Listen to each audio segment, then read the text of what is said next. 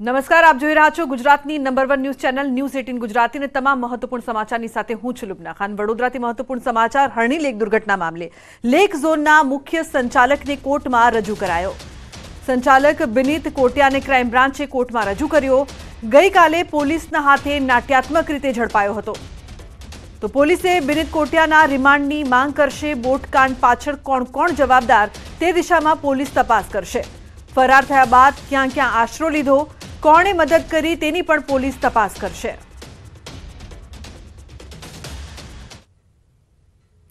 તો ભાજપમાં જોડાવાના અહેવાલો વચ્ચે મોઢવાડિયાની સ્પષ્ટતા। ભાજપમાં જોડવાની વાત મોઢવાડિયાએ ફગાવી। અર્જુન મોઢવાડિયાએ કર્યું ટ્વીટ। મીડિયામાં ચાલતા સમાચારો પાયા વિહોણા। હું કોંગ્રેસમાં છું અને પક્ષનો ચૂંટાયેલો એમએલએ છું।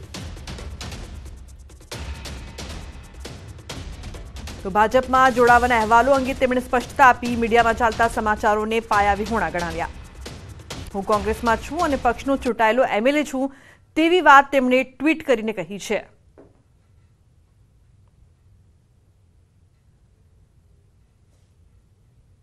અને મહત્વપૂર્ણ સમાચાર ગાંધીનગરથી લોકસભા ચૂંટણીને લઈને ભાજપની બેઠક। કમલમ ખાતે સીએમ અને પાટીલની હાજરીમાં બેઠક। પ્રભારી, ક્લસ્ટર પ્રભારી, જિલ્લા પ્રમુખો સાથે બેઠક। ધારાસભ્યો અને સાંસદો પણ બેઠકમાં હાજર। તો 26 બેઠકો પર 5 લાખની લીડ સાથે જીત પર ચર્ચા। ભાજપ ગાંવ ચલે અભિયાન ચલાવશે।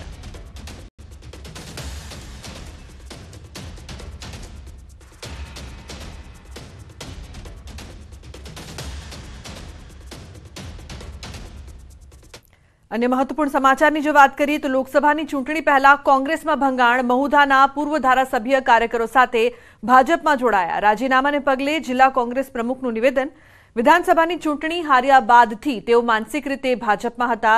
ઇન્દ્રજીતસિંહના ભાજપમાં જોડાવાથી કોંગ્રેસને નુકસાન નહીં થાય, હાલ કોંગ્રેસ યુક્ત ભાજપ હોવાનો પણ આક્ષેપ કર્યો।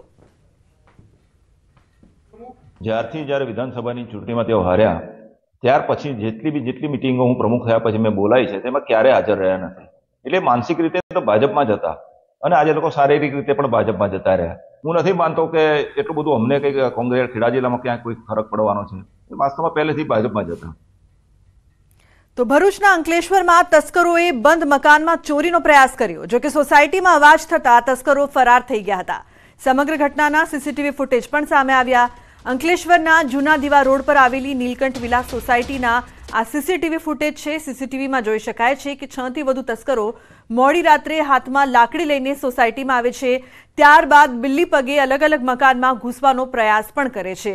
એક બંધ મકાનનો મેઇન ગેટ ખોલી અંદર પણ પ્રવેશે છે। જોકે ત્યારબાદ કોઈ જાગી જતા તસ્કરો ફરાર થઈ જાય છે। આ સમગ્ર મામલે પોલીસે સીસીટીવી ફૂટેજના આધારે વધુ તપાસ શરૂ કરી છે।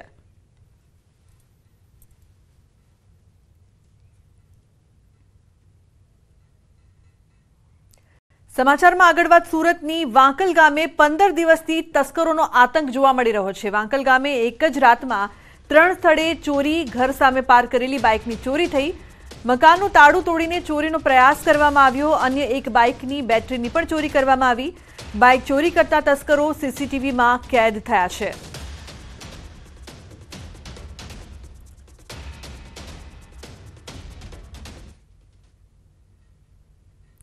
સમાચારમાં આગળ વાત અમરેલીની ખનીજ માફિયા સામે તવાઈ। શત્રુંજી નદીમાં રેતી ચોરી મુદ્દે દરોડા।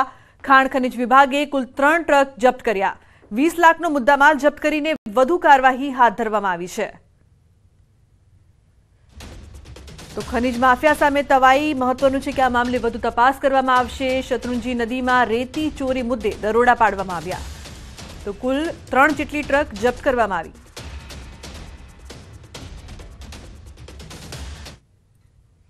Surat chartered accounts association GST ભવનના આસિસ્ટન્ટ કમિશનરો અને એસટીઓ પર ભ્રષ્ટાચારનો આરોપ લગાવ્યો છે।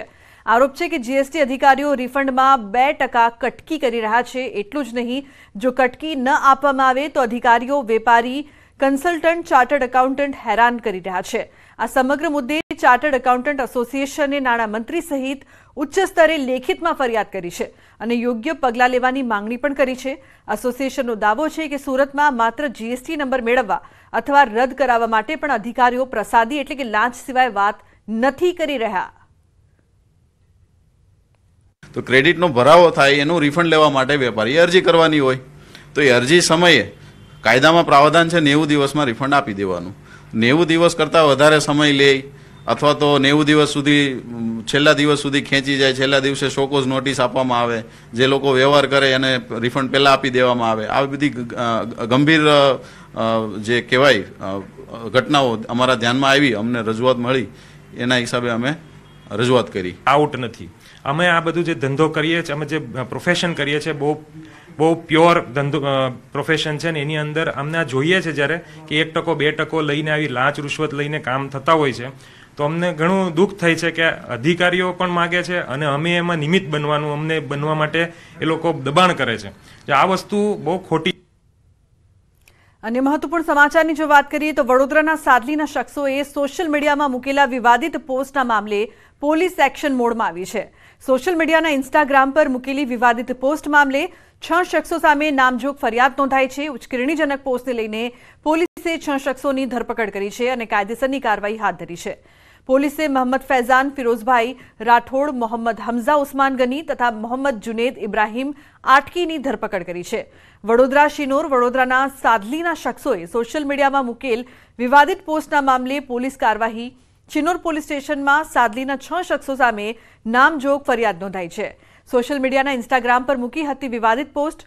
સબર જબ વक्त हमारा आएगा तब सर धड़ से अलग किए जाएंगे તેવી પોસ્ટ મૂકી હતી ઇન્સ્ટાગ્રામ પર. ઉશ્કેરણીજનક પોસ્ટને લઈને શિનોર પોલીસ એલર્ટ બની હતી. મોહમ્મદ ફૈઝાન ફિરોઝભાઈ રાઠોડ, મોહમ્મદ હમઝા ઉસ્માન ગની, મોહમ્મદ જુનેદ ઇબ્રાહીમ ખટકીની પોલીસે ધરપકડ કરી છે. તો આ મામલે વધુ કાર્યવાહી હાથ ધરવામાં આવી છે. જૂનાગઢ બી ડિવિઝનમાં પોલીસ સ્ટેશનમાં માર મારતા સારવાર હેઠળ ખસેડાયેલા હર્ષિલ જાદવનું મોત નીપજ્યું. મૃતક હર્ષિલના ભાઈ બ્રિજેશે લગાવ્યો પીએસઆઈ પર આરોપ. પોતાના ભાઈના મોત માટે જવાબદાર ઠેરવી પીએસઆઈને સસ્પેન્ડ કરવાની માંગ કરી છે. સાથે જ પેનલ પીએમ કરાવવા પણ તેમણે માંગ કરી છે. તો આ તરફ પીએસઆઈ એમ.કે. મકવાણા સામે 302ની કલમ પણ લગાવવામાં આવી છે. મૃતકના ભાઈની ફરિયાદના આધારે પોલીસે 307ની કલમ હેઠળ ગુનો નોંધ્યો હતો, પરંતુ હવે યુવકના મોત બાદ 302ની કલમ પણ ઉમેરવામાં આવી. આની અંદર જેટલા પણ લોકો સંડોવાયેલા હોય એની તપાસ નિષ્પક્ષ તપાસ થવી જોઈએ. મારા ભાઈનું અત્યારે જે પેનલ પીએમ થઈ રહ્યું છે, પેનલ પીએમ થવું જોઈએ અને એનું રેકોર્ડિંગ થવું જોઈએ. અને પહેલાં તો જે આ પીએસઆઈ હતા એ ડિસમિસ થવા જોઈએ. મારે સસ્પેન્ડ નહીં, મારે ડિસમિસ થવા જોઈએ અને એની ધરપકડ થવી જોઈએ. ગઈકાલે બી ડિવિઝન પોલીસ સ્ટેશનમાં આઈપીસીની કલમ 307 મુજબ ગુનો દાખલ થયેલો. તેમાં અનફોર્ચ્યુનેટલી જે હર્ષિલભાઈ જાદવ છે તેમનું અવસાન થયેલું હોય. આ બાબતે આગળની તપાસ જે સીપીઆઈ શ્રી જૂનાગઢ નગરાઓ શરૂ છે અને કલમ 302નો ઉમેરો કરવાની કાર્યવાહી હાલ શરૂ છે. તો અમદાવાદમાં ફરી એકવાર બુટલેગરો બેફામ બન્યા છે અને આ વખતે બુટલેગરોનો ભોગ ખુદ પોલીસ કર્મી બન્યા છે. અમદાવાદમાં ભાવડા પાટિયા પાસે બુટલેગરે કણભા પોલીસની કારને ટક્કર મારી હતી, જેમાં ઇજાગ્રસ્ત એએસઆઈનું મોત થયું છે. બુટલેગરોની કારમાં દારૂ ભર્યો હતો અને પોલીસ તેમના વિરુદ્ધ કાયદેસરની કાર્યવાહીની ફિરાકમાં હતી. જોકે બુટલેગરોએ એંધાણ આવી જતા તેણે પોલીસની કારને જ ટક્કર મારી. ત્યારબાદ 2 શખ્સો કાર મૂકીને ફરાર થઈ ગયા.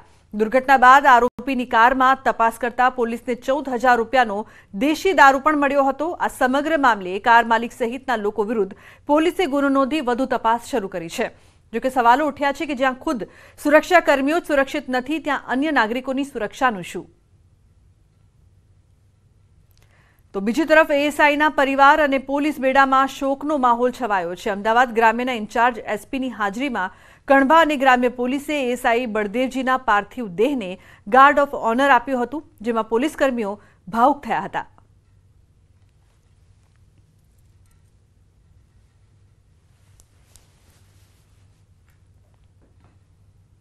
જે ગાડીમાં બેઠેલા કર્મચારી હતા તે પૈકી ગાડીના ઇન્ચાર્જ એએસઆઈ બળદેવભાઈ નીનામાને ખૂબ ગંભીર ઈજા થયેલ હતી અને હમણાં એમનું સવારે સારવાર દરમિયાન કરુણ નિધન થયું છે.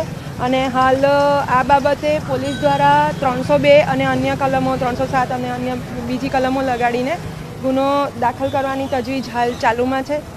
આ ઉપરાંત આ ગાડીમાં વધુ તપાસ કરતાં લગભગ 14,000 રૂપિયાનો દેશી દારૂ જુદી જુદી થેલીઓમાં પેક કરેલો મળ્યો છે. અને ગાડી જે રીટ્સ ગાડી હતી એમાં જે 2 માણસો બેઠેલા હતા, અજાણ્યા માણસો, એ આ દરમિયાન ટક્કર મારીને ભાગ્યા છે. જે કર્મચારીઓને વાગેલું હતું એટલે એ લોકો એમનો પીછો નહીં કરી શકે એ દરમિયાન એ ભાગ્યા છે અને